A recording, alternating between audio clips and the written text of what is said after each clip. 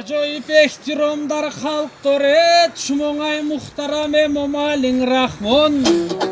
Kadam kuşmondet bar mulki moyon, şumo payvand kari rohi buzurget. Эй, kadam kuşmondet Emomali Rahmon.